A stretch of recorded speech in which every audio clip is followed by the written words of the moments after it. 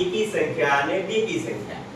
જે સંખ્યાના બે ભાગ કરી શકાય ઈ બેકી સંખ્યા, અને જે સંખ્યાનો બે ભાગ થઈ શકતો નથી ઈ એકી સંખ્યા. હવે આપણે એકી સંખ્યાની અંદર 1 આયા, 3 આયા, બેકી સંખ્યામાં 2 આયા, 4 આયા, હવે 5 આયા. ચલો ભાઈ, હવે આ 5 છે. હવે તમારે આગળ ઊંચી કરવાની છે. આ બેકી સંખ્યા છે કે એકી સંખ્યા? આગળ ઊંચી. ચલો ભાઈ, રાજલ, એકી સંખ્યા. કેમ એકી સંખ્યા? ઉભા થઈને બોલો. એટલે એના સરખા બે ભાગ થઈ શકતા નથી. એના સરખા બે ભાગ થઈ શકતા નથી, એટલે આ એકી સંખ્યામાં આવશે. ચલો ભાઈ, આપણે એકી સંખ્યામાં 5 લખી નાખ્યા.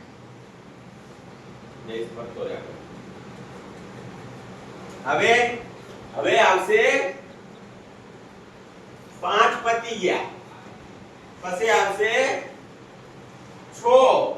હવે આ 6 છે, 6 એકી સંખ્યા કે બેકી સંખ્યા? ચલો ભાઈ, આગળ ઊંચી.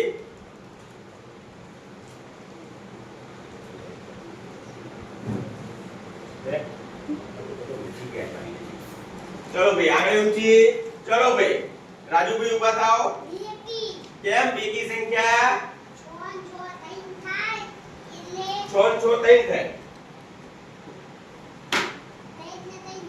હા, 3 ને 3 6 થાય, તો એના બે ભાગ સરખા થઈ શકે છે. તો આ કઈ સંખ્યા? સરસ. ચલો આપણે 6 બેકી લખ્યા. ચલો ભાઈ, હવે આવશે 7. 7 એકી સંખ્યા કે બેકી સંખ્યા? કોણ કહે છે આગળ ઊંચી? ચલો ભાઈ, હાર્દિકભાઈ ઊભા થાઓ. એકી સંખ્યા. સરસ. કેમ એકી સંખ્યા?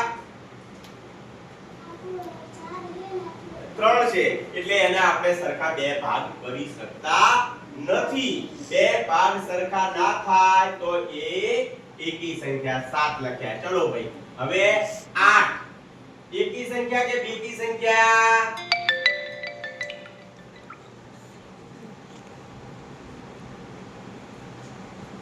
બોલો.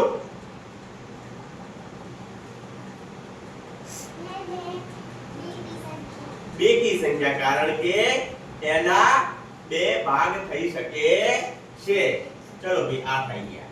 હવે 9 એકી સંખ્યા કે બેકી સંખ્યા?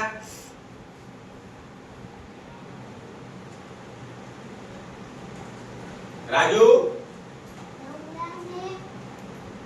એકી સંખ્યા કે બેકી સંખ્યા? સરસ, એકી સંખ્યા. ચલો ભાઈ, 9 ગયા. અને આ 10. ચલો ભાઈ, 10 મારે કશું બતાવવું નથી. આપણે 10 એકી સંખ્યા કે બેકી સંખ્યા? બેકી સંખ્યા. બસ.